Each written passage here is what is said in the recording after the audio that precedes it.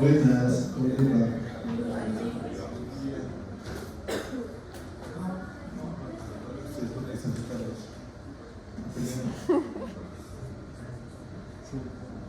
Está raro, ¿cierto, profe?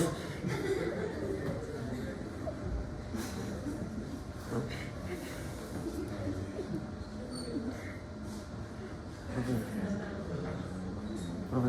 Y ya más o menos me voy aprendiendo dónde se sientan por lo menos.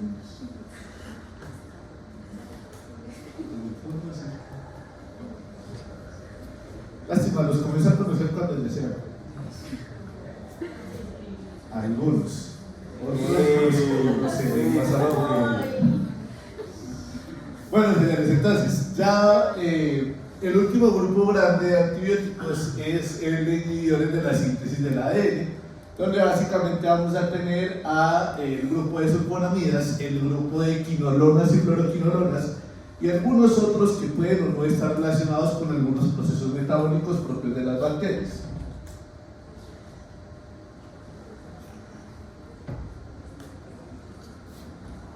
Entonces, veníamos nosotros hablando de dos grandes mecanismos de acción.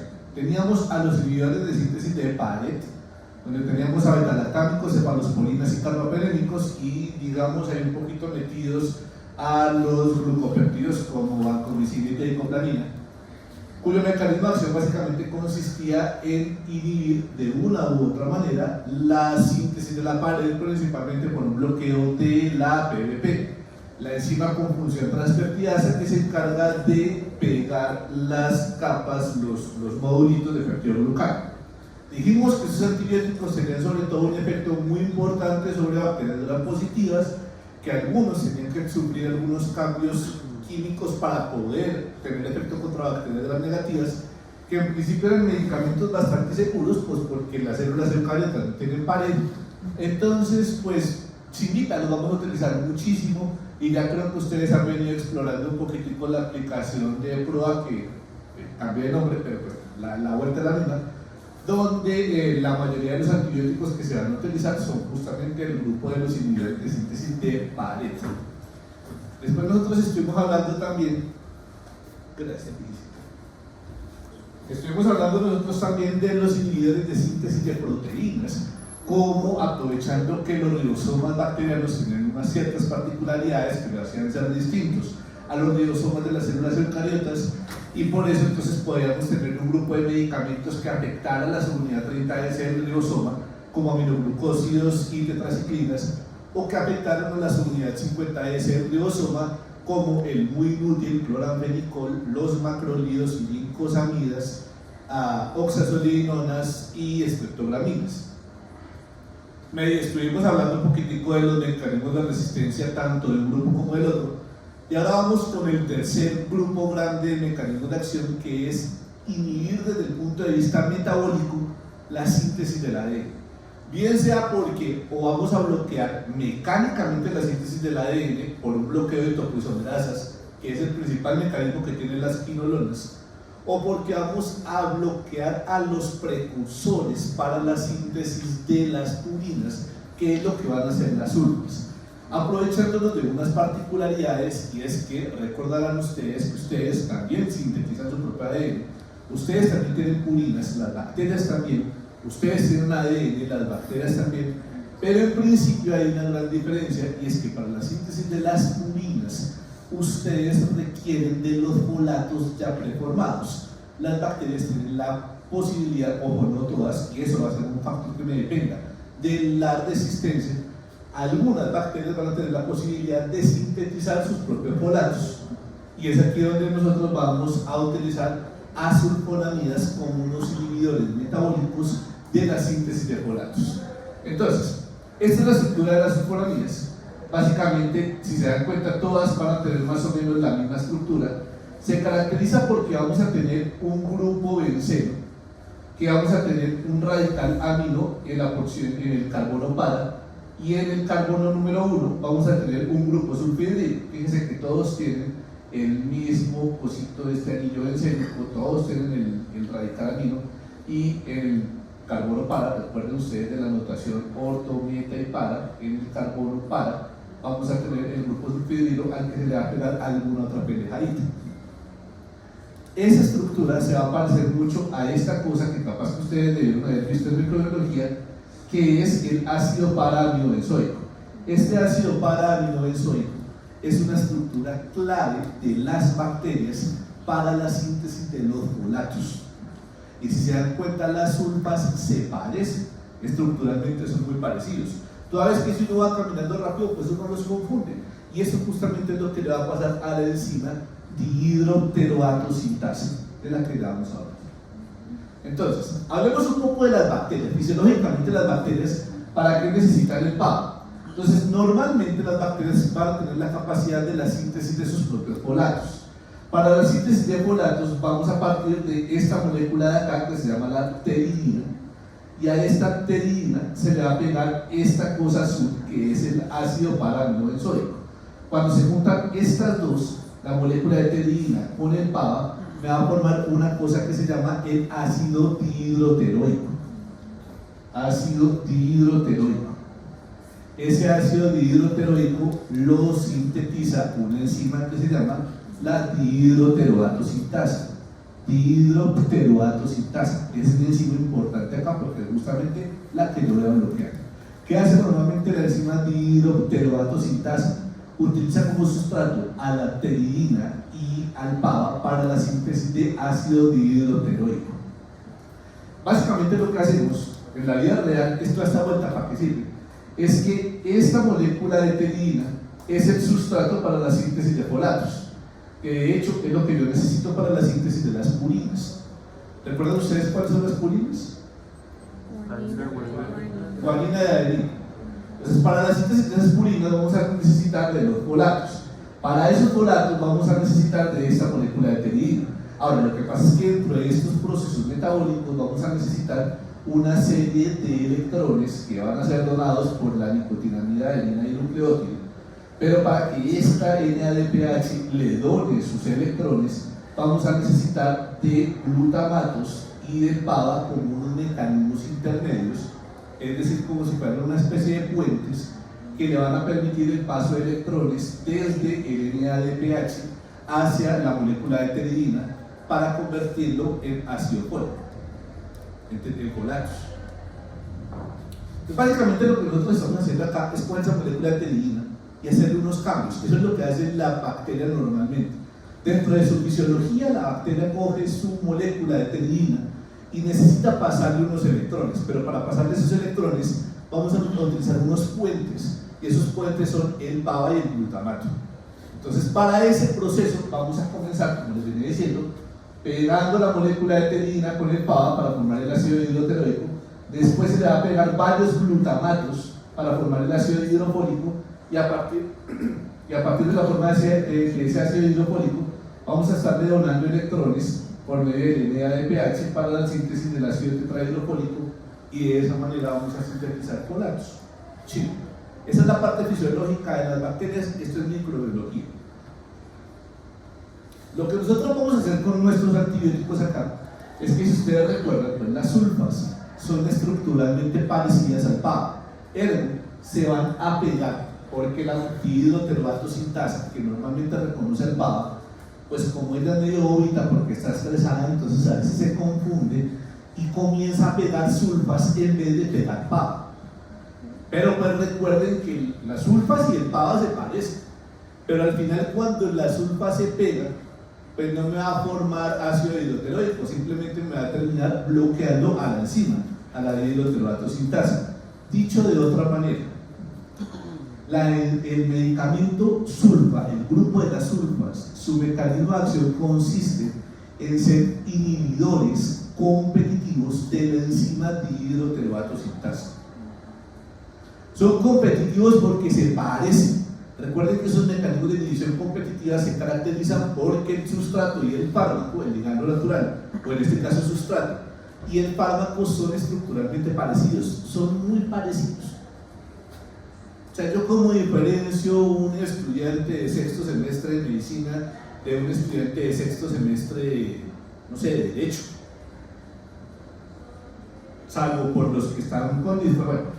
¿Cómo diferencio yo un estudiante de sexto semestre de medicina a un estudiante de sexto semestre de peluquería? Son más difíciles de diferenciar. Porque claro, si vamos todos disfrazados de peluquero, pues perfectamente puede entrar a la clase y estudiar sobre antibióticos.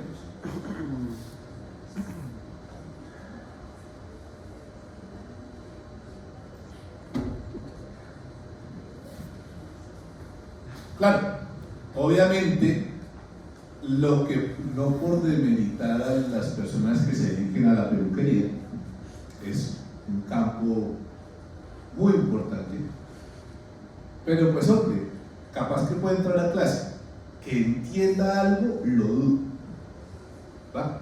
Al final pues ¿qué va a terminar haciendo? Me va a terminar inhibiendo a mí, pues, porque yo soy el que le va a tener que evaluar a ese sujeto que no va a poder pasar, entonces pues me genera mucho más trabajo innecesario.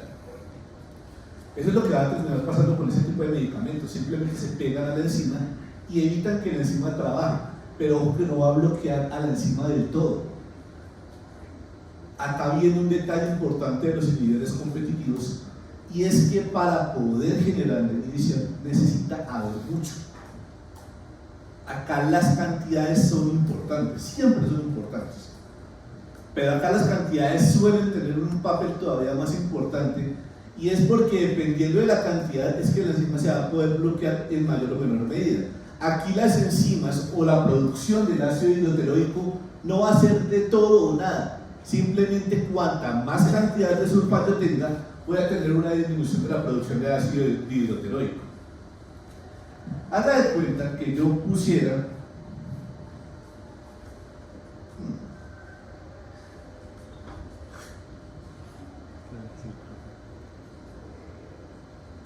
es que no tengo cómo los pudiera clasificar a ustedes. Yo tengo casi que la misma cantidad de sujetos y sujetas, casi que la misma cantidad de personas usuarias de gafas, de personas no usuarias de gafas.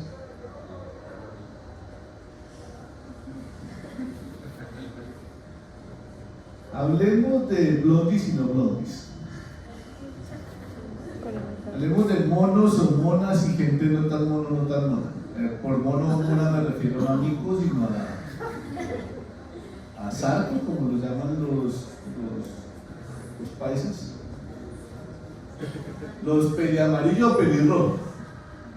Que sean naturales o no, no importa. Entonces, yo tengo un poquito por allá, pero no cuenta. Creo que son como dos monas. A meter a Paula ahí en ese grupo tal. Tengo 3. Y vamos a jugar un partido de fútbol de las monas versus el resto. ¿Quién ganará? Ahora, yo no sé si estas 3 juegan bien fútbol, pero aunque jugaran bien fútbol, pero de todos modos van a perder por cantidad. Fíjese que acá la cuestión siempre es de la cantidad.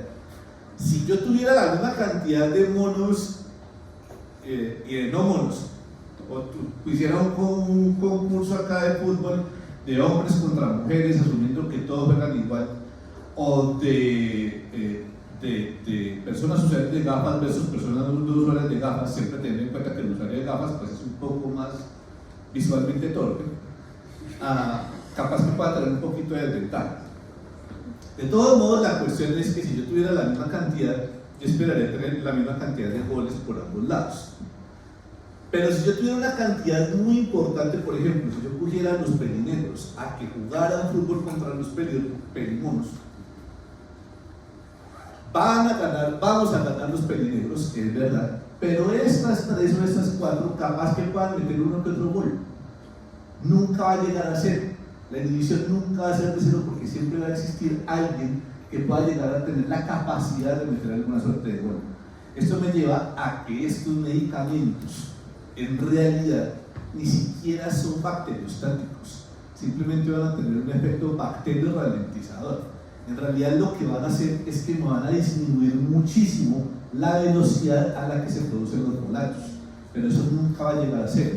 Recuerden que las bacterias van a necesitar esos folatos para la síntesis de ADN y para poderse replicar. Acá simplemente lo que van a hacer estos medicamentos es hacer que esa velocidad a la que se producen los folatos pues va a reducirse drásticamente, pero nunca va a llegar a cero.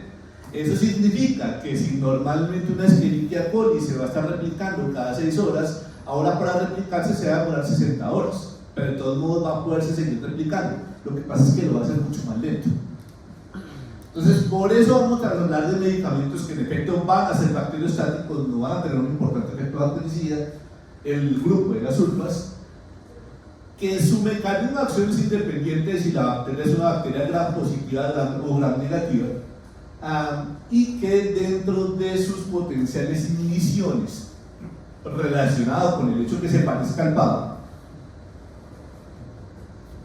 es que eventualmente yo puedo tener situaciones que me pueden potencialmente inhibir a las sulfas, como por ejemplo cuando hay presencia de sustancias análogas del PABA, como en el caso de la procaína o la procainamida. ¿Recuerdan ustedes procaína qué es?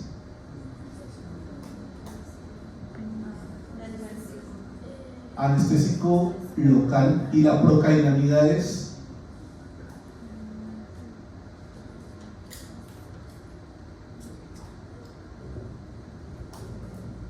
Ya lo vieron, estoy seguro. Yo mismo hice esas preguntas. Es un antiarrítmico.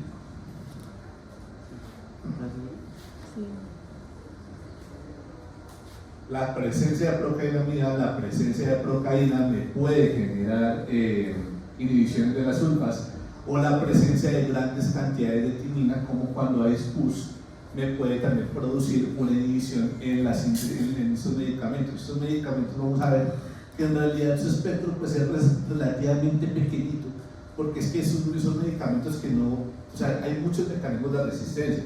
Al final las bacterias pueden tener muchas posibilidades, como por ejemplo el hecho de sintetizar PABA por otros caminos, o de no requerir de los folatos porque los pueden obtener del medio ambiente. Entonces al final vamos a poder tener muchos mecanismos de resistencia, lo que hace que estos medicamentos, pues no es que sean unos medicamentos super top, los vamos a utilizar para algunas situaciones muy particulares. Ahora, ¿por qué uno de los requisitos para que la sulfonamida funcione es que la bacteria sintetice sus propios folatos? Hay algunas bacterias que no sintetizan sus propios folatos, simplemente van a obtener folatos del medio ambiente, y si obtienen folatos del medio ambiente, pues la bacteria va a ser intrínsecamente resistente.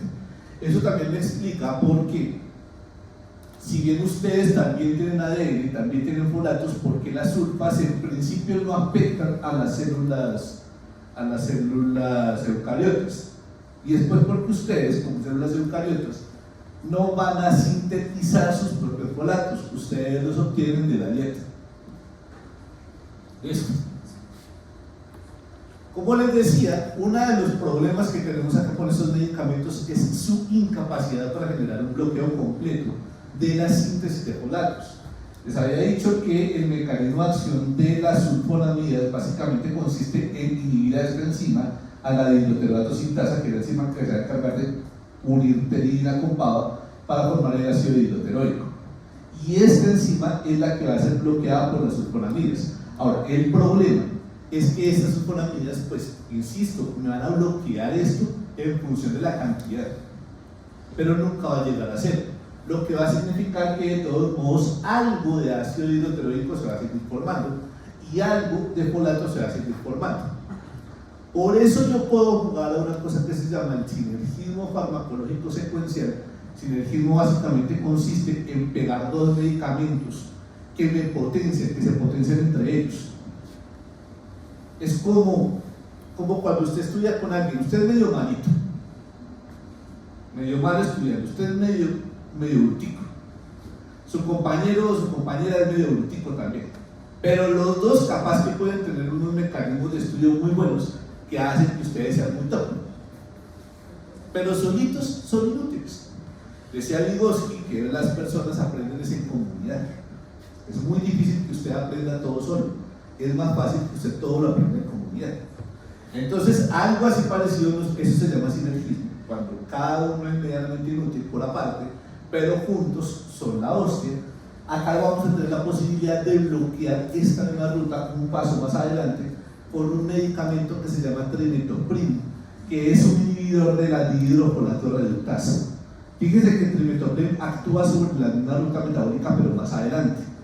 Desde que esté la sulfa, el trimetopril tiene que hacer muy poquito trabajo, porque la sulfa es el que va a bloquear a la mayoría de la síntesis de ácido hidroteroico. Así que la cantidad de ácido hidrofólico que llega es poquito. Y lo que tiene que hacer trimetopril es relativamente poquito. Sulfa solo es inútil, no es inútil, pero pues es bastante mediocre. Trimetopril solo es relativamente inútil, pero los dos sí me pueden generar un bloqueo muy importante de la síntesis de ácido fólico. Y por otro lado, fíjense bien cómo se escribe trimetopril, siempre lo escriben mal. Es como escribir propranolol, siempre lo escriben mal también. Entonces, por ejemplo, ahí, digamos, si se bloquea alguna de esas enzimas, o ya como lo de sustrato, la bacteria lo que hace es más producir más de esa enzima. Me dice que si bloqueo, por ejemplo, la hidroteroato sintasa con la sulfa, me va a quedar un exceso de PAO. Y que entonces, eso inducirme a que se produzca más de esa enzima. más que inducirme a la producción de la propia enzima, pues el hecho de yo tener mayor cantidad de PAO, pues me va a generar una mayor competencia contra la sulfa. Pero ahí es donde viene el detalle, que los antibióticos solos no van a funcionar.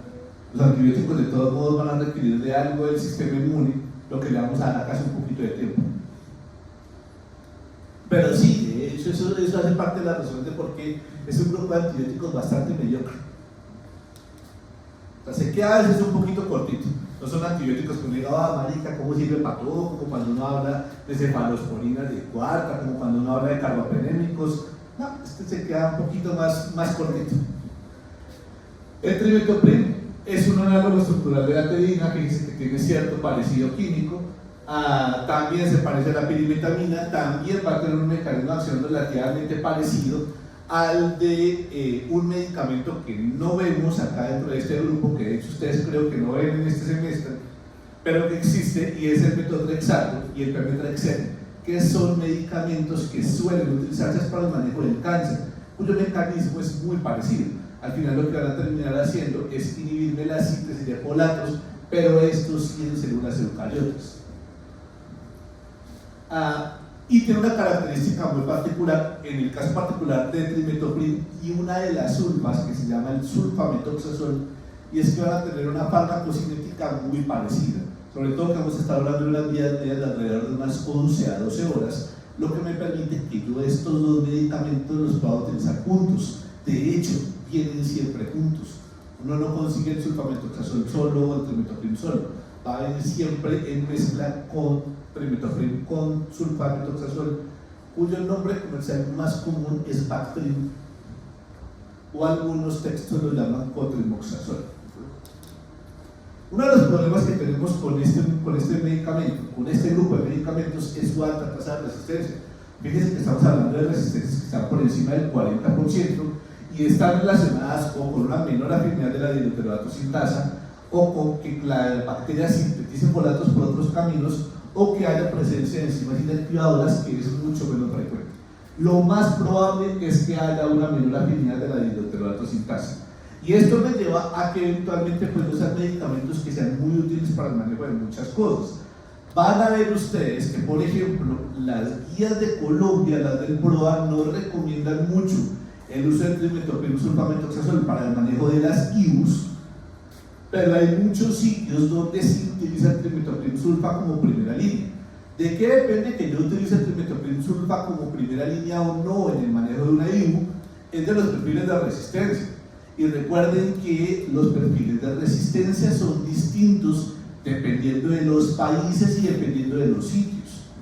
Que muchas veces ustedes van a encontrar unas guías particulares que ustedes van a estudiar el próximo semestre en medicina interna de los perfiles epidemiológicos que pueda llegar a tener el H1N o que pueda llegar a tener la Victoria o que pueda llegar a tener Kennedy, que van a ser muy distintos a los perfiles de resistencia que pueda llegar a tener Fundación Santa Fe o que pueda llegar a tener Reina Sofía. Pues porque el tipo de gente que llega es distinto, el tipo de virus es distinto, el tipo de bacterias es distinto. Desde el punto de vista farmacocinético de las sulfas, son medicamentos que tienen en principio, o que estas pueden llegar a tener alguna suerte de cambios químicos que esto no lo modifican, pero en principio todas van a tener una muy buena disponibilidad oral. Vamos a tener un tiempo de concentración máxima que está alrededor de las 4 horas. Vamos a tener una alta unión a proteínas plasmáticas, específicamente al mismo sitio donde se unen las bilirrubinas. Razón por la cual no se deben administrar en niños pequeñitos, en los neonatos. Recuerden que los neonatos, como ellos están en su proceso de cambio de la hemoglobina fetal, la hemoglobina de la gente no feto, pues estos chinos hacen hemólisis y eso genera un aumento de la cantidad de bilirrubinas en sangre y por eso los chinos recién nacidos se le ponen amarillitos. Ahora, el problema de ponerse amarillito no es simplemente el color, es que además, como ellos tienen una barrera hematoencefálica bastante inútil, ese exceso de bilirrubina se les termina acumulando en el cerebro y hace que los niños a veces le queden ciegos, sordos y bobitos.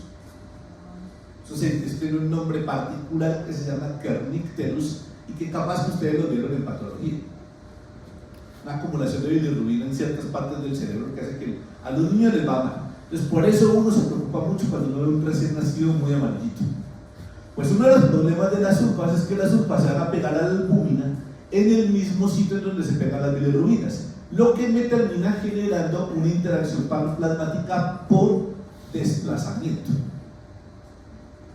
Es el mismo tipo de interacciones plasmáticas que ustedes eventualmente puedan llegar a tener con glucocorticoides, con moduladores selectivos de los receptores de estrógenos, con andrógenos, con 5-fluoracilo, con clorambucilo, en la globulina transportadora de algunas tiroideas. Es una cuestión de interacción farmacológica por desplazamiento. ¿Sí han escuchado las interacciones por desplazamiento? Se pegan a la misma proteína plasmática. Pasa mucho con los anticonvulsivantes y las hormonas sexuales. Entonces, uno de los problemas que tenemos con las hormonas sexuales es que pues también van a tener una alta en proteínas plasmáticas, todas, tanto las que ustedes mismos producen, estrógenos, estradiol, progesterona, testosterona, dihidrotestosterona y dihidroepiandrosterona, como las que se inyectan, enantato, cipionato, propionato, decanoato de testosterona, o el etinilestradiol, el levonorgestrel, el acetato de medroxiprogesterona, el dienogest. Cualquiera de esas moléculas va a tener una alta en unas proteínas plasmáticas. Pasa que son las mismas proteínas plasmáticas a las que se pegan los anticonvulsivantes, como por ejemplo fenitoína o carbamazepina. Eso hace que, por ejemplo, si yo soy una mujer joven, epiléptica, y estoy tomando por ejemplo fenitoína, en la parte de mi ciclo menstrual en la que hay una alta concentración de estrógenos, de hormonas sexuales, por ejemplo en la fase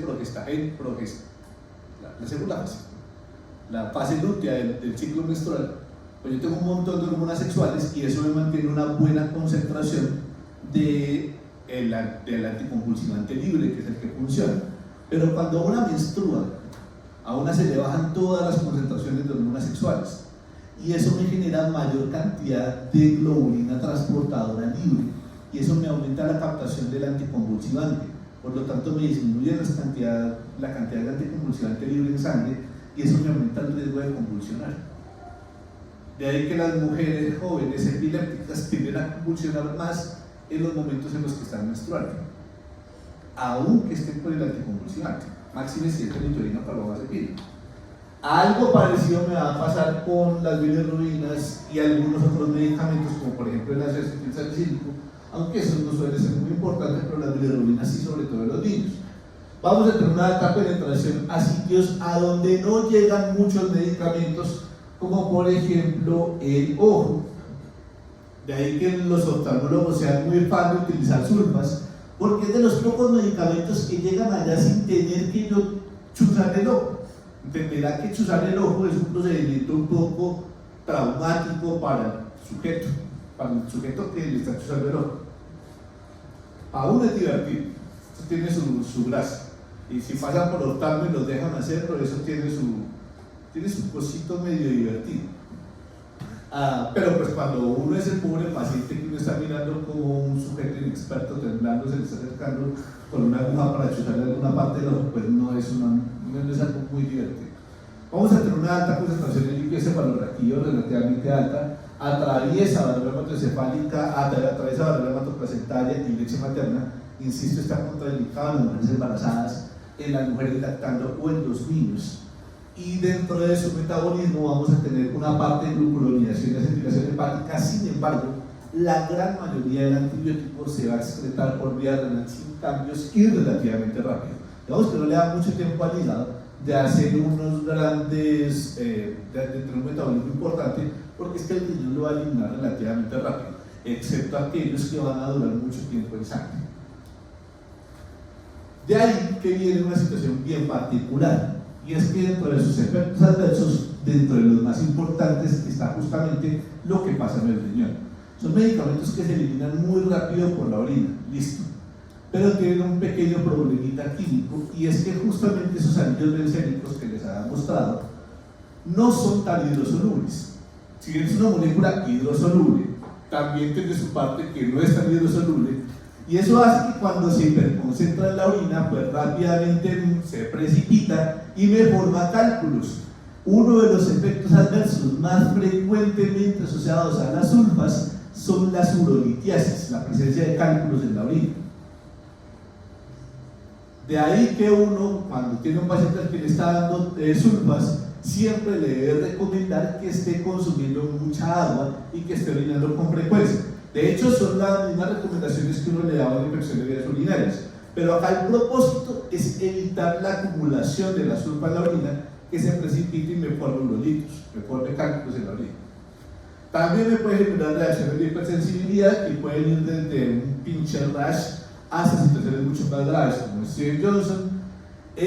Los riesgos de más adelante, sobre todo los riesgos de anemias y de citopenias, van a estar principalmente relacionados con los sujetos que tienen una baja tasa de filtración glomerular, y los pacientes con deficiencia de la glucosa 6-fosfato deshidrogenasa van a tener un mayor riesgo de hacerme anemia hemolítica aguda. Lo demás, pues las granulocitosis y las anemias, insisto, son relativamente frecuentes y suelen pasarles cuando el sujeto no tiene una adecuada función renal. Y por último, la deficiencia de ácido fólico no es tan frecuente, especialmente teniendo en cuenta que son medicamentos en la mayoría de los sujetos que vamos a utilizar por relativamente corto tiempo, pero pues que eventualmente sí que podemos tener algunas deficiencias de folatos que me pueden llevar también a anemias megaloblásticas. En las mujeres que pueden llegar a quedar embarazadas, pues pueden generar algunas deficiencias en el cierre del tubo neural, etc. Y vamos a tener 4 grandes clasificaciones de estos medicamentos, y es una clasificación desde el punto de vista farmacocinético. Los medicamentos puros, las sulfas puras que se absorben rápido y se eliminan rápido, donde tenemos al sulfisoxazol, al sulfametoxazol y a la sulfadiazina. Los que casi no se absorben, que vamos a utilizar principalmente para que se queden en el intestino, donde tenemos a la sulfasalacina. Los que son tópicos, como sulfacetamida, mapimida y la sulfadiazina de plata, y los que se absorben rápido pero se excretan lento, que van a tener una vida media de más de 12 horas, que es la sulfadoxina. Y ya pues vamos a comenzar a ver uno por uno.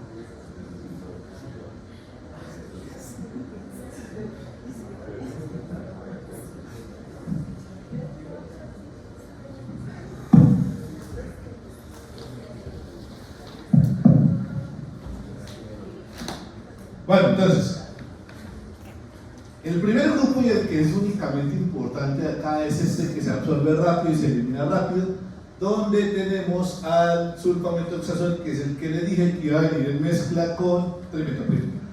El sulfisoxazol es una vaina más histórica, poco se utilizaba antiguamente para el manejo de las otitis medias agudas en niños. Son medicamentos que, insisto, tienen una muy buena penetración a muchos sitios, incluyendo el oído. Bueno, todavía lo podemos seguir utilizando, por ejemplo, para el manejo de alguna sinusitis, de algunas otitis. En su momento se utilizaba el sulfisoxazol para las otitis medias agudas en niños. Eso es lo que significa OMA en combinación con eritromicina. Sin embargo, pues hoy en día tenemos mejores opciones como la número 2, que es el sulfametoxazol. El sulfametoxazol, si bien que se puede absorber un poquito más lento comparado con el sulfisoxazol, va a tener una vida media de más o menos 11 horas, más o menos parecida a la vida media que tiene el trimetopril, y por eso los podemos administrar juntos. Trimetopril más sulfametoxazol se va a administrar cada 12 horas. Y pues la sulfadiazina, que eventualmente se puede utilizar en combinación con pirimetamina para el manejo de la toxoplasmosis, pero pues eso no es mi tema. De los que casi no se absorben, es decir, que se administran por vía oral para que se queden en el intestino, tenemos a la sulfasalacina, que hace parte, por ejemplo, del manejo de las colitis ulcerosas, de las enteritis regionales. Sin embargo, eso que les digo que casi no se absorbe, les aclaro, el casi no se absorbe. Sí que me generaba algunos efectos adversos sistémicos, como por ejemplo las anemias, las hemólisis, las granulocitosis, lo que significa que el medicamento sí que se absorbe, por lo que pues cada vez entra más en desuso. De los que son tópicos, la sulfacetamida es el que viene en presentación de colirio porque no es irritante para los ojos y es un medicamento que suelen utilizar con frecuencia los oftalmólogos, sobre todo para las profilaxis previos a procedimientos en córnea o en conjuntiva. Recuerden que no es un muy buen antibiótico para el manejo de infecciones. Si yo ya tengo una infección, una sulfa sola es medianamente inútil, pero capaz que para la prevención de las infecciones sí que puede llegar a ser puede llegar a tener algo de utilidad. De ahí es en donde viene el segundo de las sulfas que tenemos acá, que probablemente es una de las sulfas más utilizadas en el mundo, que es la sulfadiazina de plata. La sulfadiazina de plata, que se comercializa normalmente con el nombre comercial de sulfaplata, es un componente de, pues viene sulfa, viene plata. La plata va a tener algo de efecto bactericida, la sulfa va a tener un efecto bacteriostático y se suele utilizar como profilaxis cuando se tienen heridas cutáneas.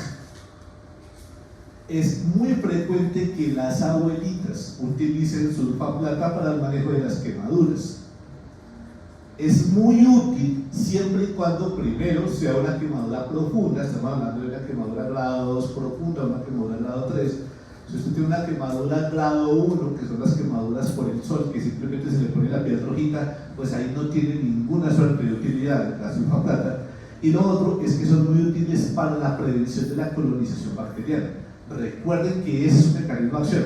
Las sulfas solas no son capaces de matar bacterias, pero si yo me la aplico en un sitio donde eventualmente pueda llegar a crecer una bacteria, pues eso hace que la bacteria se demore mucho tiempo en crecer y por eso puede llegar a ser útil cuando tengo heridas, cuando todavía están limpias, para evitar que se colonicen.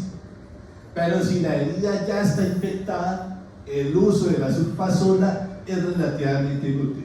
Y la mafenida, pues resulta que va a tener un efecto importante inhibidor de la anhidrasa carbónica, y pues eso me va a generar muchos problemas renales, por lo que casi no se utiliza.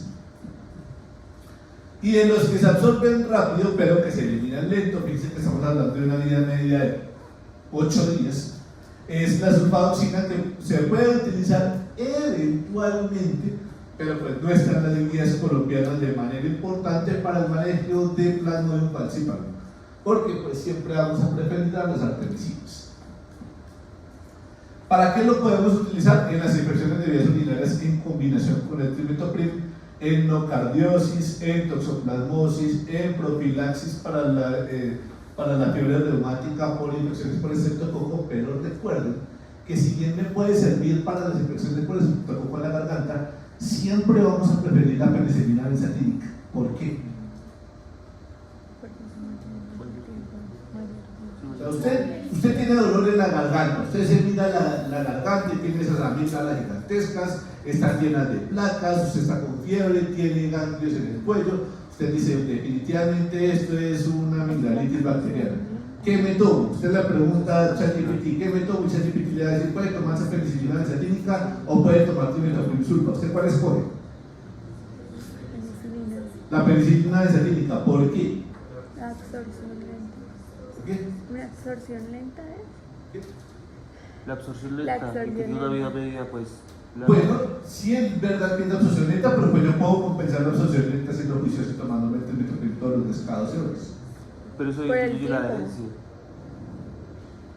Sí que me disminuye la herencia, pero no es tanto por ahí. Bueno, tiene mayor. Por eso sí.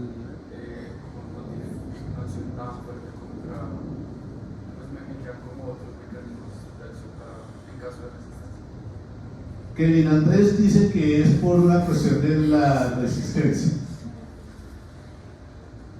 y que me quedarían muchas otras opciones, pero eso me aplica para cualquiera de los dos.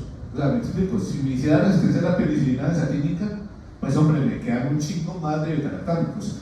Si me hiciera resistencia al trimethoprim sulfa, pues me queda un chingo más de antibióticos. ¿Cuál es el riesgo de las infecciones por el estreptococo de la garganta? ¿Vale? Que me haga fiebre reumática. ¿Y esto qué tan útil es para prevenir una fiebre reumática? El bacteriostático es absolutamente inútil. Recuerden que ahí yo quiero lograr erradicación completa, y la erradicación completa no se logra con un bacteriostático.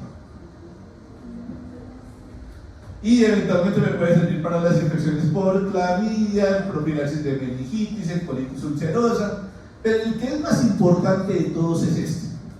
Este es el chiquito. Trimethoprim sulfa-metoxazol. Ya dijimos que tiene un sinergismo secuencial, que cada vez hay más resistencia. Estamos hablando que Escherichia coli puede llegar a tener una resistencia de más del 40%. Siempre va a venir en una presentación que por cada un trimethoprim tenemos 5 sulfametoxazoles.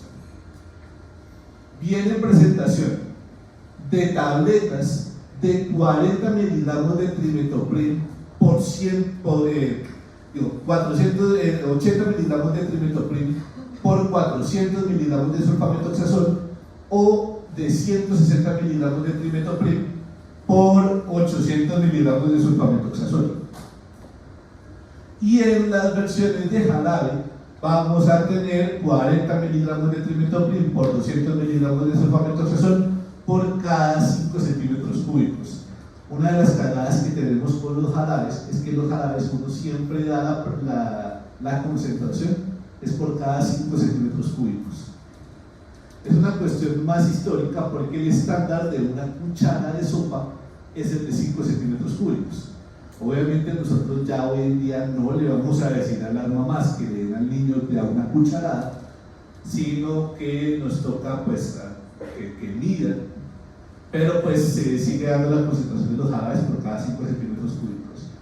Esto va a ser un problema para ustedes en el futuro. En ustedes dentro de un año cuando estén en pediatría,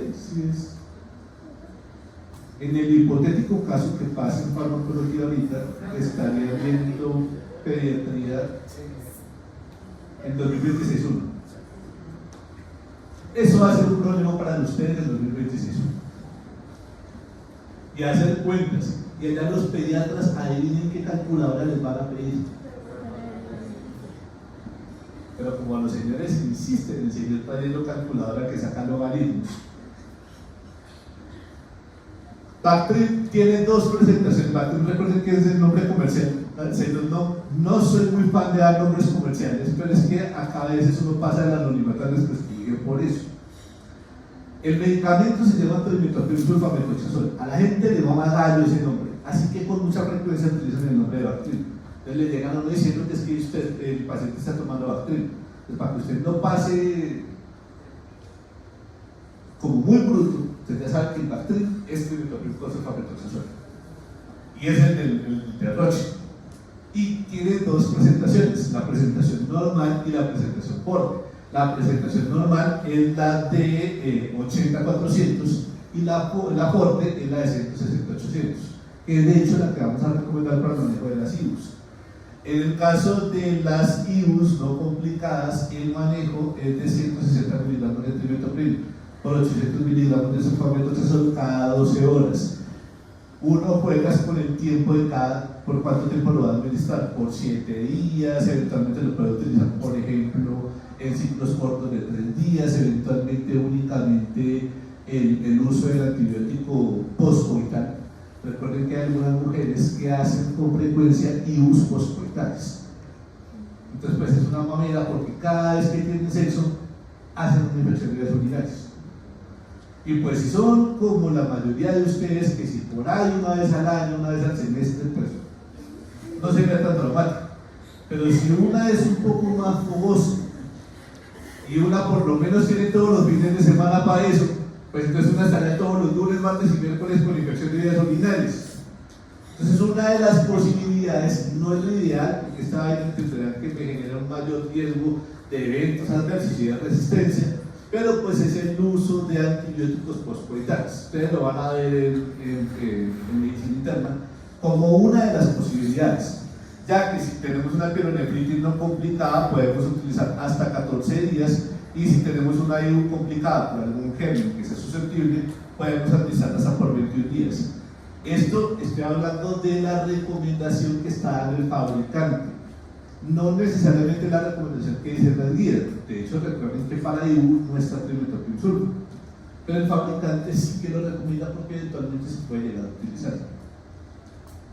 Otra de las indicaciones que puede llegar a tener el trimetopril sulfa es, por ejemplo, para infecciones respiratorias, desde que no sean faringitis o amigdalitis, por lo que habíamos hablado de la fiebre reumática. Pero para una bronquitis me sirve, para una otitis me sirve, para alguna sinusitis me sirve. En infecciones digestivas vamos a tener un buen cubrimiento de bacterias gram negativas, así que me sirve para el manejo de fiebre tifoidea, para la shigella. Hay que tener particular cuidado con la Escherichia coli enterohemorrágica porque me puede aumentar el riesgo de hacerme un síndrome hemolítico urémico, y hace parte del manejo, probablemente la segunda indicación para la que más se utiliza después de las IUs, para el manejo y prevención de las neumonías por neumocistis girovesi, antiguamente conocida como neumocistis calini. Todo paciente viviendo con VIH con un conteo de CD4 menor a 200 debe tomar trimetopril sulfametotrazol para prevenir la infección por neumocistis. Independientemente de que tenga neumocistis o no, si el paciente con VIH tiene conteo de CD4 por debajo de 200, va a tener que utilizar trimetopril sulfa. Y pues eventualmente los neutropénicos también una vez ve los pacientes que hacen neutropenia, sobre todo asociados a quimioterapéuticos, taxanos, mostaza, ciclofosfamida o platinos, que eventualmente no les puede dar manejo con trimetopril sulfa para prevenir las infecciones también por neumocistis girovesi. Dentro de las interacciones que tenemos, entonces, vamos a tener interacciones con la fenitoína en la medida en la que me va a inhibir el metabolismo de la fenitoína. Eso me va a aumentar el riesgo de fenitoína libre en sangre, con el consecuente riesgo de los efectos adversos de la fenitoína. El más importante de los efectos adversos, el más frecuente de los efectos adversos asociados a la fenitoína es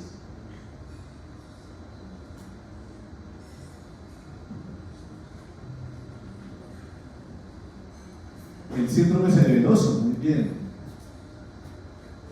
Me aumenta el efecto del metotrexato. ¿Recuerdan qué era lo que hacía el metotrexato? Inhibir la síntesis de folatos. ¿Cómo? Inhibir la síntesis de folatos. Inhibir la síntesis de folatos, pero en las células eucariotas. Por eso lo utilizamos para el manejo del cáncer, para el manejo de algunas enfermedades autoinmunes. Y me puede generar desplazamiento de proteínas plasmáticas en niños, acuérdense de las bilirubinas, y en grandes con anticoagulantes orales. Pero pues las sulfas, quinolonas, estos que sí, lo que los vamos a utilizar un montón.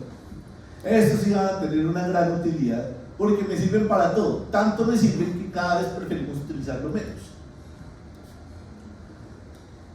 Primer problema que tenemos: hay varias clasificaciones de las generaciones de las sulfas.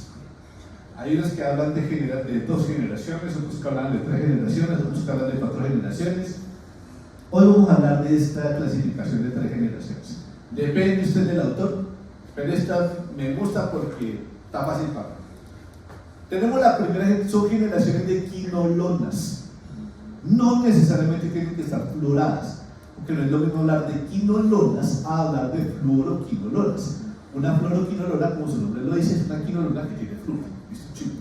Ahora, dentro del grupo de las quinolonas completas, el primer grupo, la primera generación, donde tenemos al más importante de todos, que es el ácido nalidíxico, y algunos otros menos importantes, como el ácido oxolínico, piromídico y pipemídico, no se caracterizan porque no tienen flujo, son simplemente quinolonas.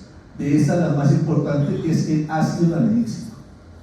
Segunda y tercera generación ya son fluoroquinolonas. Segunda generación tenemos a norfloxacina o floxacina, y la más importante de todas, ciprofloxacina.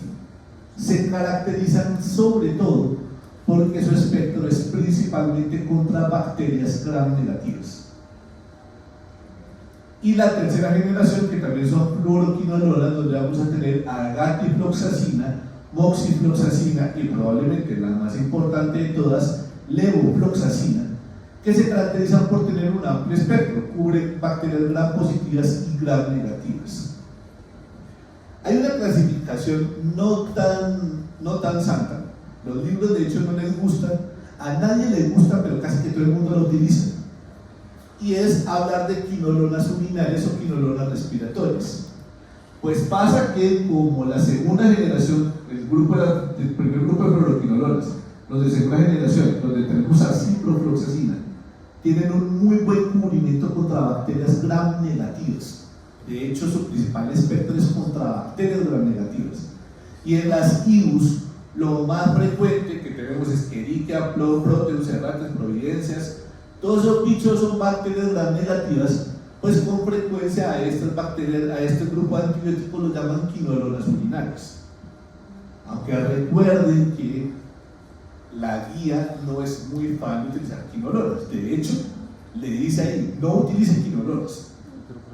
Es enfático en decir que no utilice quinolonas. Pero una cuestión es lo que dice la guía, otra cosa es lo que pasa con farmacología. Porque para farmacología serviría para las CIRUS. Acá comenzamos a tener ciertos problemitas entre lo que pasa en fármaco y lo que pasa en clínicas. Lamentablemente para ustedes les toca convivir con los dos.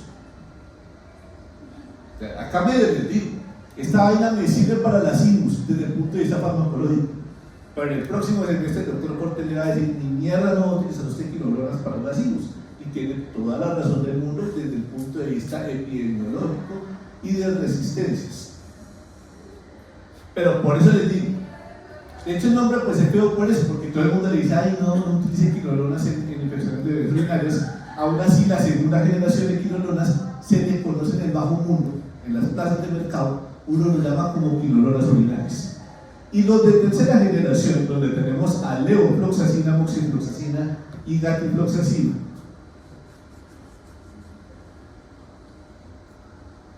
se caracterizan porque van a tener cubrimiento tanto para bacterias gram positivas como para bacterias gram negativas. Como me cubre gram positivos y gram negativos, también se les conoce como quinolonas respiratorias. Recuerden que en las infecciones respiratorias yo puedo tener bichos gram positivos como Streptococcus pneumoniae o Staphylococcus aureus, y bichos gram negativos como Haemophilus o Moraxelas o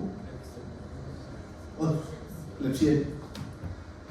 Entonces, como tengo gram positivos y gram negativos, a veces pues las quinolonas de tercera generación me podrían llegar a funcionar para las infecciones respiratorias, aunque pues eso obviamente no es lo único.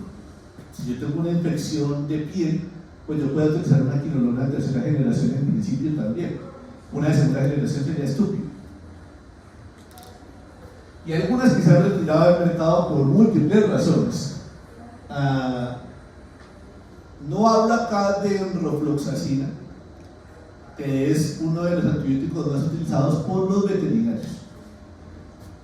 Ese no está aprobado para los humanos. No vayan a utilizar el rofloxacino en sus pacientes, a menos que sean perritos. El mecanismo de acción está fácil. Básicamente van a inhibir a las topoisomerasas. ¿Se recuerdan ustedes? Las topoisomerasas son enzimas de corte y empalme, que cuando en el proceso del enrollamiento y el superenrollamiento del ADN, a veces el ADN se termina por allá enredando, termina formando bolas. Yo necesito desenredar eso tanto para los procesos de replicación como para los procesos de transcripción. Lo que van a hacer las topoisomerasas es que me van a hacer procesos de corte de una cadena y empalme de una cadena, o de corte y empalme de las dos cadenas, para poder desenredar el ADN. Eso básicamente es cómo utilizar el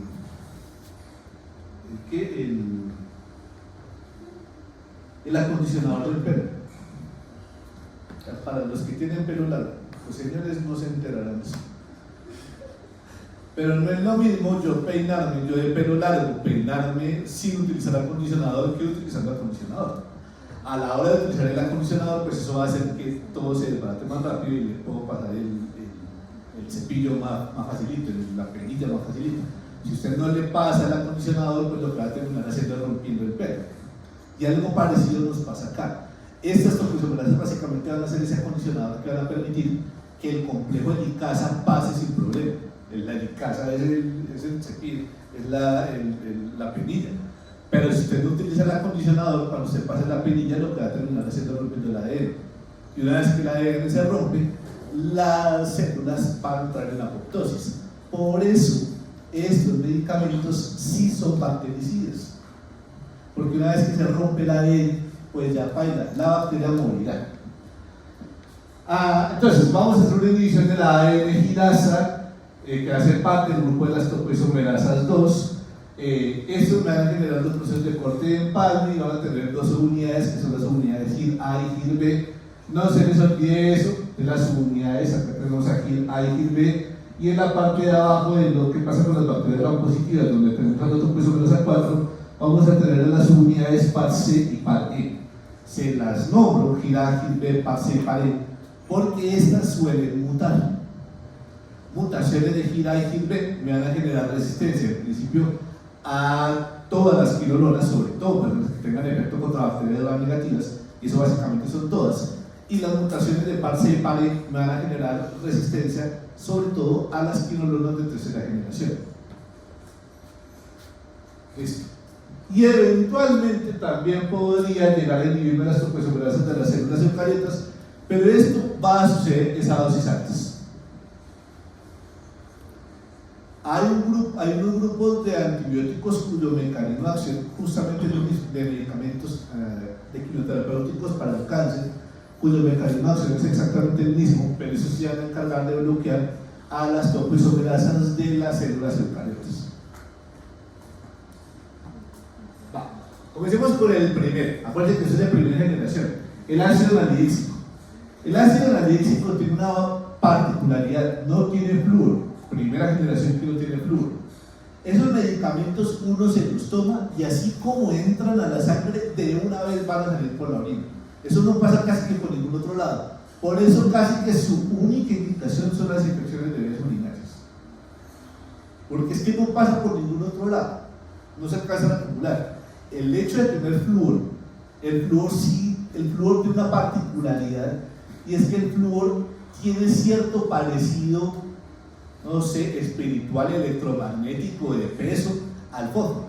Eso hace que se suele pegar donde está el fósforo también. Por eso las moléculas con flúor suelen entrar fácilmente a las células eucariotas, suelen entrar en general a las células y suelen acumularse en el hueso, que es donde uno acumula el fósforo, que es una característica de las fluoroquinolonas.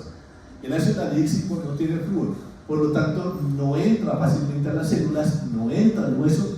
Yo me lo tomo y rápidamente sale por la chichi. ¿Me sirve como antiséptico urinario? Pues por lo mismo, vamos a tener cubrimiento contra Escherichia, Klebsiella, Proteus, Citrobacter y Serratias, vamos a tener una alta concentración en la orina y normalmente lo vamos a utilizar a una dosis de 1 gramo por vía oral cada 6 horas. Por vía oral me refiero a vía oral peroral. Y como se acumula rápidamente en la orina, para lo único que lo vamos a utilizar de manera importante es como antiséptico urinario. Ya por ejemplo, hablar del grupo, del resto de grupos de las quinolonas de segunda y tercera generación, pues estas ya van a tener un espectro más grande. Pues no solo, además del espectro contra gram negativos, pues tenemos la capacidad de llegar a otros tejidos. Una cuestión es que yo tenga la capacidad de matarlo, y otra cuestión es que yo tenga la capacidad de llegar. Pues valiente pendejada, si yo soy capaz de matar a todo el mundo, pero no soy capaz de llegar, no estoy haciendo nada.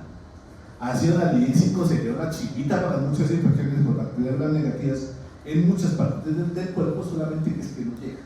Pero las de segunda generación y tercera generación sí que van a poder llegar. Entonces acá vamos a tener cubrimiento contra Escherichia coli, Salmonella, Shigella, Enterobacter, Campylobacter, Neisseria, Pseudomonas. También cubrimos gram positivos como Estafilococo y Streptococo, pero recuerden que este cubrimiento de gram positivos es principalmente de las quinolonas de tercera generación, e incluimos a los atípicos, a clamidia, micoplasma, legionela, brucela, micobacteria, por lo que vamos a estar hablando de medicamentos de amplio espectro. Mecanismos de resistencia, como ya se nos había nombrado, podemos tener las mutaciones de GIRA, GIRB, PAR-C y PAR-E, que me van a generar resistencias tanto en bacterias gram positivas como gram negativas. Las mutaciones de GIRA y GIRB son sobre todo de bacterias gram negativas. Acá tenemos a Klebsiella, Pseudomonas, Escherichia, y las de PAR-C y PAR-E suelen ser de bacterias gram positivas, suelen ser.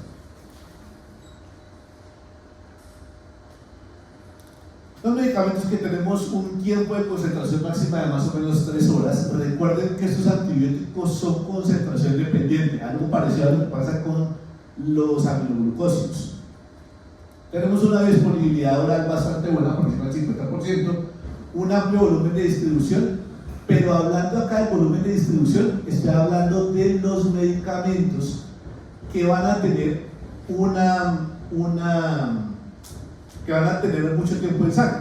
O sea, no es lo que me va a pasar con el ácido anhídrico, porque recuerden que el ácido anhídrico va a pasar por la orina, va a salir rápidamente por la orina, entonces pues no voy a tener la posibilidad de que me llegue a muchas partes del cuerpo. Y recuerden que las fluoroquinolonas, por el hecho de tener ese flúor, pues es capaz de entrar a los tejidos, incluyendo a un tejido que es bastante difícil de entrar, que ya se nos había nombrado. ¿Cuál era? El hueso. No todos los antibióticos son capaces de llegar al hueso, pero las fluoroquinolonas sí que lo pueden llegar a hacer. Esto me permite que tengan un amplio volumen de distribución. Si el volumen de distribución es grande, ¿cómo van a ser las concentraciones del medicamento en sangre? Bajitas, listo. Llegamos a la próstata también, por eso lo podemos utilizar en infecciones de vías urinarias, y tiene la capacidad de atravesar parcialmente la válvula matricefálica. Estas son algunas de las características farmacocinéticas de los medicamentos que hemos estado hablando. Acá tenemos a las quinolonas de primera generación, el ácido anhídrico, a quinolonas de segunda generación como ciprofloxacina, y a quinolonas de tercera generación como gatifloxacina, levofloxacina y moxifloxacina. ¿Recuerdan ustedes estas tres, gatifloxacina, levofloxacina y moxifloxacina, para qué tipo de bacterias nos sirven? Gram positivas y gram negativas, para los dos, me sirve para todo. Entonces, por eso eventualmente para las infecciones respiratorias pueden ser bastante útiles. En general, todos van a tener un volumen de distribución, como ya les venía diciendo, pequeñito, sobre todo el ácido anhídrico, porque es que el ácido anhídrico lo vamos a eliminar rápidamente por orina. Nosotros también los eliminamos por orina, pero un poquito más lento, por eso vamos a tener unas vías medias un poco más prolongadas. Y esto va a ser bastante útil en la medida en la que esos antibióticos, recuerden, son concentración dependientes. ¿Qué característica tiene un antibiótico que sea concentración dependiente? Necesito hacer picos. No necesariamente tengo que mantener las concentraciones plasmáticas por largos periodos en sangre. Simplemente con que me haga picos y desaparezca. Eso lo comparte con ¿qué antibiótico? Aminoglucósidos. Los aminoglucósidos. Listo, muy bien. ¿Para qué me sirve? Entonces, para las IBUs me sirve. Desde el punto de vista farmacológico ya dijimos que a los infectólogos no les gustan. Hablemos del punto de vista farmacológico. ¿Me sirve para IBUs? Sí. ¿Cuáles? Primera y segunda. Hablando de eso, ¿utilizarían ustedes una quinolona de tercera generación para una IBU? ¿Qué dirán? Andrés dijo que no. Tercera generación, levofloxacina para IBU. ¿Qué opinan? Pero sí. Gran positivos y Córdoba, ¿usted qué opina? ¿Sí o no? ¿Por qué?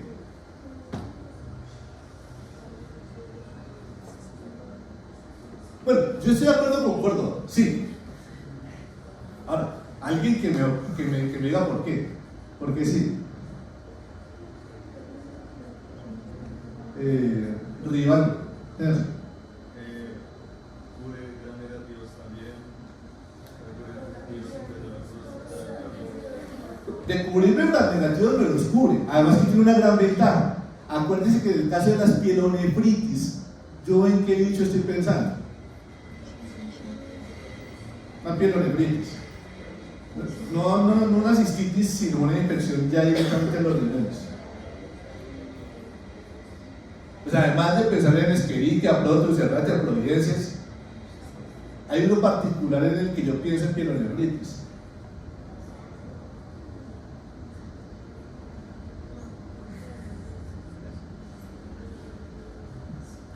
Staphylococcus aureus.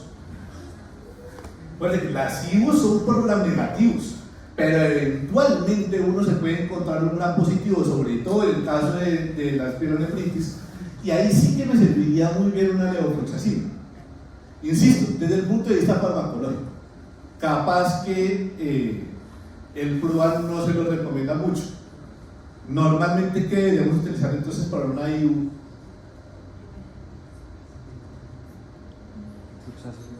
¿Qué dice el Provan? Diclofuractoína y fosfomicina. Diclofuractoína y fosfomicina cuando yo no tengo infecciones graves. Y si tengo una IBU grave o complicada. Trimetoprimsulfa, creo.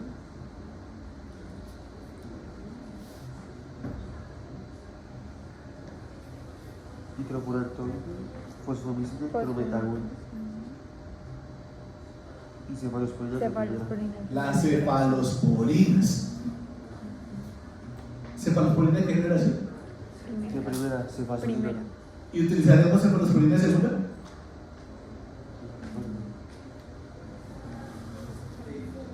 ¿Cefuroxima utilizaría? ¿Qué dice la ¿qué? Ahora, de quinta, si yo estuviera hablando de un Staphylococcus aureus que fuera resistente a meticilina. De acuerdo. Pero si no estuviéramos hablando de un Staphylococcus aureus resistente a meticilina, sino un Staphylococcus aureus pansensible, de esos wild type o del fenotipo común, pues perfectamente podemos estar hablando de cefalosporinas de primera o segunda generación que tienen cubrimiento contra gram positivos, porque pues son cefalosporinas de primera generación, y que van a tener cubrimiento contra gram negativos, no mucho, cefuroxima un poco más que lo que puede tener cefalotina, cefazolina o la otra de primera generación, pero que de todos modos va a tener una alta acumulación en la orina. Recuerden que acá hay un detalle súper importante, y es que tengamos una alta acumulación en la orina. A mí de nada me sirve que el antibiótico sea muy bacano, que tenga la capacidad de matar a todas las bacterias, si es que no es capaz de llegar. Bien. A la próstata, una de las cosas de las que no mucha gente habla, la barrera entre la sangre y la próstata, es a veces difícil de franquear. Las quinolonas, las fluoroquinolonas son capaces de hacerlo, por eso podemos utilizar quinolonas para el manejo de infecciones de transmisión sexual como por ejemplo el linfogranuloma venéreo producido por Hemófilos ducreyi, me sirve para las infecciones gastrointestinales, tanto las de primera, las de segunda como las de tercera generación.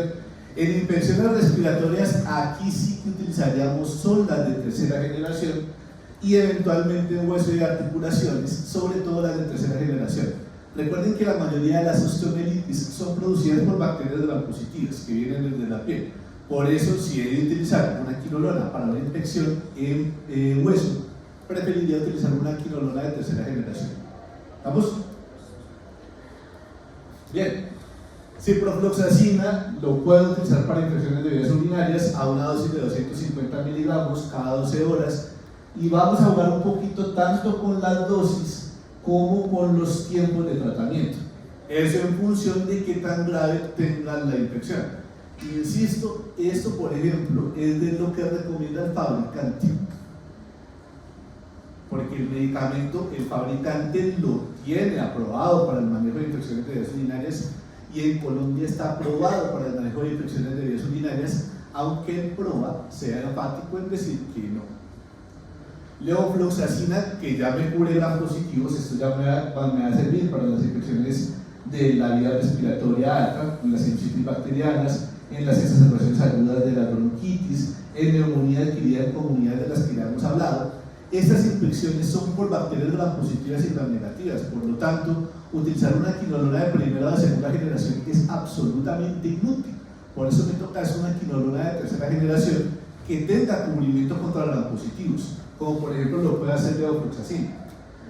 En las pielonefritis, ¿recuerdan en qué bacteria estamos pensando en pielonefritis? Staphylococcus aureus. Por eso podemos utilizar levofloxacina. Y en general para una infección de vías urinarias. Listo.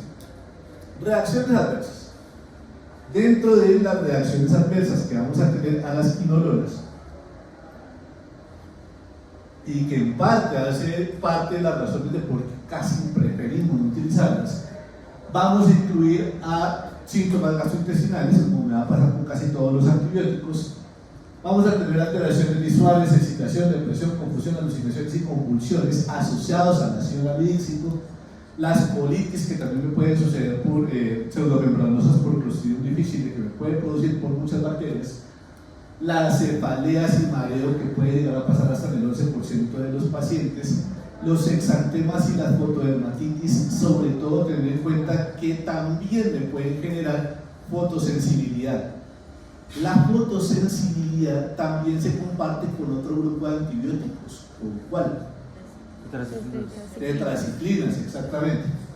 Hay una cuestión bien particular y es lo de la ruptura del tendón de Aquiles. Es raro, pero es algo que también uno suele preguntar en los exámenes, justamente por lo raro.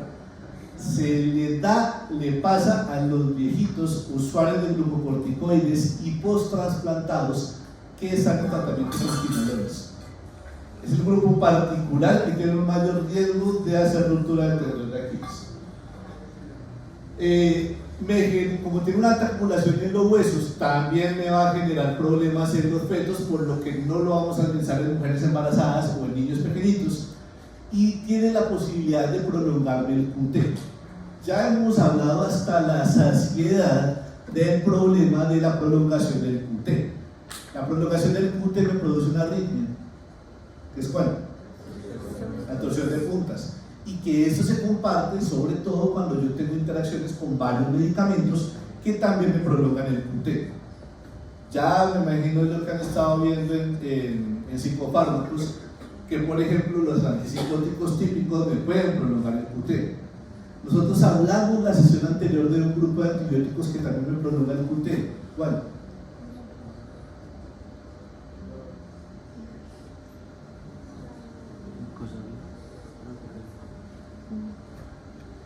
Antibióticos que prolongan el QT, además de las quinolonas.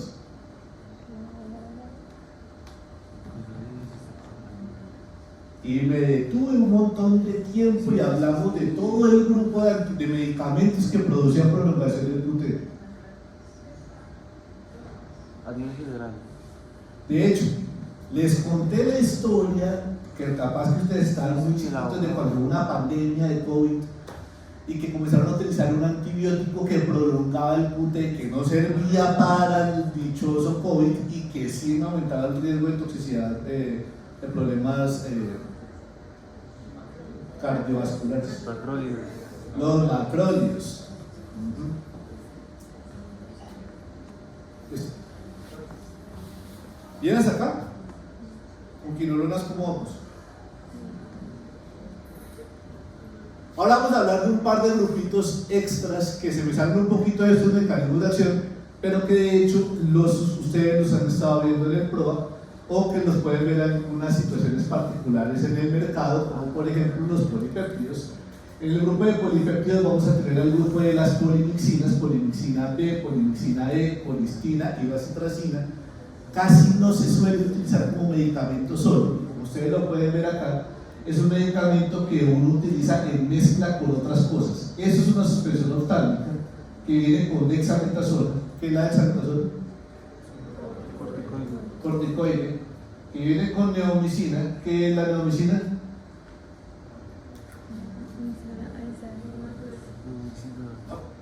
¿No es macrolina? Una tetra.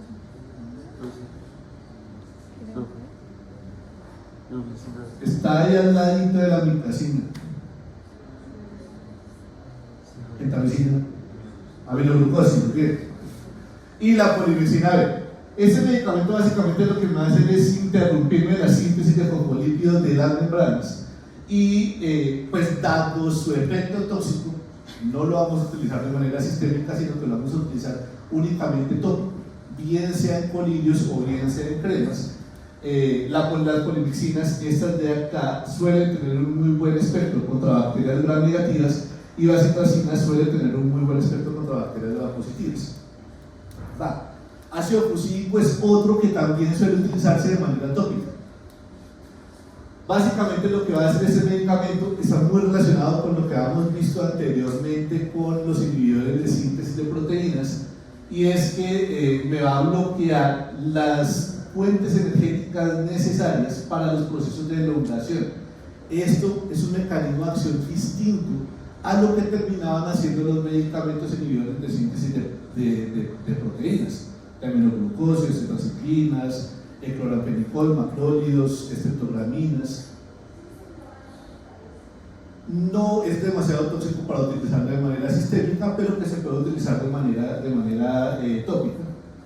Tienen varios problemas, y estos grupos que vamos a hablar ahorita tienen todos estos problemas, y es que rápidamente me desarrollan resistencia. Pero pues hombre, que yo haga resistencia al ácido fucídico, puedo vivir con eso. Imagínense que yo tengo una infección en la piel, tengo una herida en la piel que eventualmente está contaminada por un Staphylococcus aureus, y yo utilizo ácido fucídico y hago resistencia al ácido fucídico. ¿Eso es grave? ¿Es grave que un Staphylococcus aureus sea resistente al ácido fucídico? Para nada.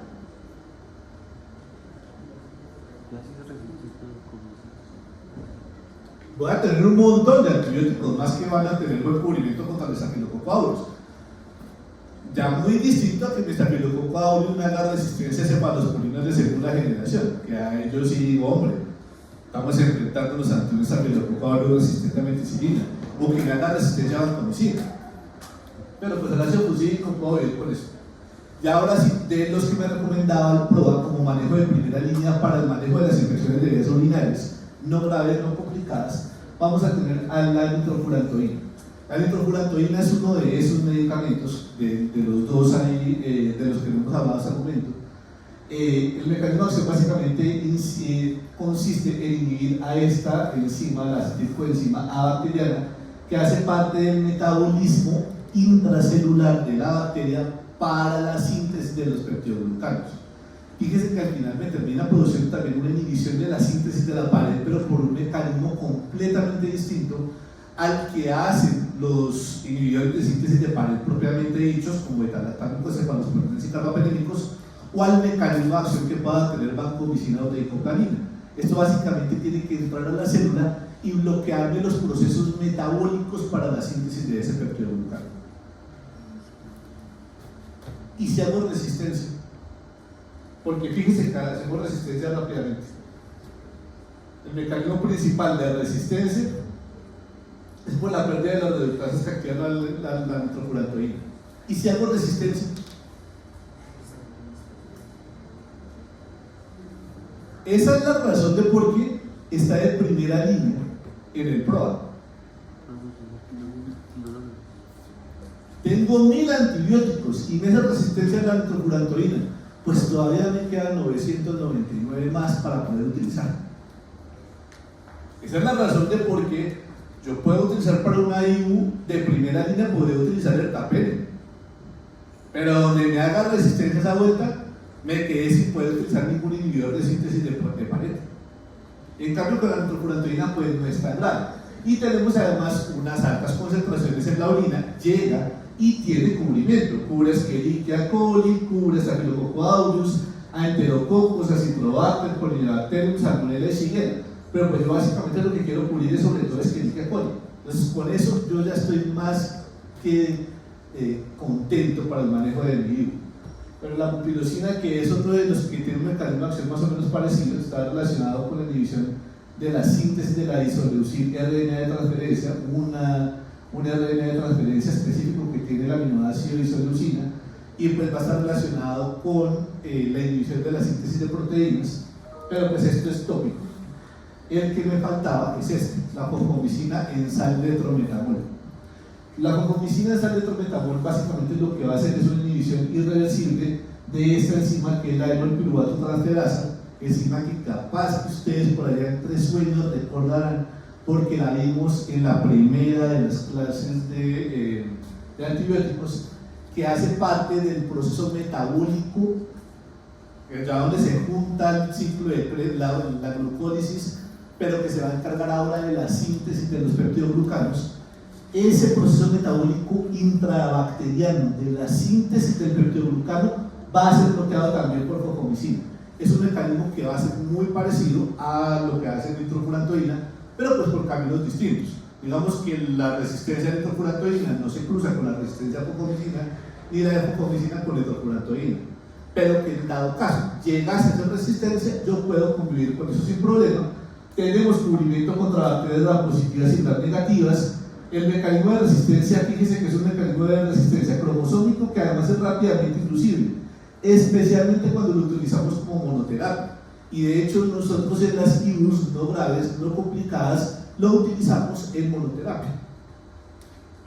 Pero insisto, sin esa resistencia tengo un montón de antibióticos más que puedo utilizar después. El problema de la fosfomicina es que la fosfomicina va con un problema de ventaja. No es tan fácil de poderse absorber. Por esa razón es un antibiótico que tiene una presentación un poco distinta a todos los demás. Todos los demás hemos visto que vienen en tabletas, pero esto viene en un delicioso sobre con sabor de naranja mandarina. ¿Cuánto más alguna vez? ¿Sabe a naranja mandarina? No sabe a naranja mandarina. En realidad, la razón de por qué suelen ponerle esos sabores en principio tan feos es para ocultar el sabor feo que de verdad tiene el medicamento. Pero pues es un medicamento que no es fácil de solubilizar, o sea, no es un medicamento que se solubilice fácilmente. Por esa razón no vienen tabletas, por esa razón hay un proceso extra previo que usted tiene que hacer, y es a propósito, y es diluir el contenido del medicamento en un sobre con agua para que usted ya se lo entregue al estómago diluido. Y aún así va a necesitar de la sal de trometamol para que esa solución sea lo suficientemente estable para que más adelante el medicamento se pueda absorber, porque al final, pues, valiente pendejada, si yo le doy la fosfomicina la fosfomicina en una tableta, yo me la tomo y no es capaz de disolverse.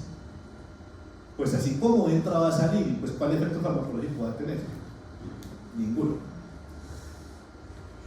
Señores, sobre los inhibidores de la síntesis del ADN, de sulfas, trimetooprim, quinolonas y este otro grupo de medicamentos con efecto sobre todo antiséptico urinario, ¿tenemos alguna duda? Mande. Doctor, en las sulfas, ¿cuál es el El espectro de las sulfas es un espectro pequeñito. Tenemos buen cubrimiento contra estafilococo aureus, tenemos buen cubrimiento contra streptococo y tenemos algunos cubrimientos contra algunas bacterias gram negativas como Escherichia coli.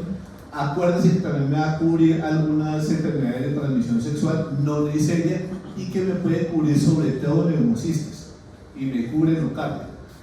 La cuestión es que eventualmente algunas de esas bacterias van a tener la capacidad en algún momento de sintetizar folatos por sus propios medios o de disminuir la afinidad que tiene la sulfa por la dihidroterbato sintasa, lo que me genera rápidamente resistencia.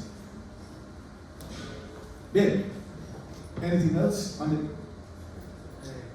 no entiendo si en las sulfas como las quinolonas tienen la síntesis de ADN porque las quinolonas tienen efecto bactericida.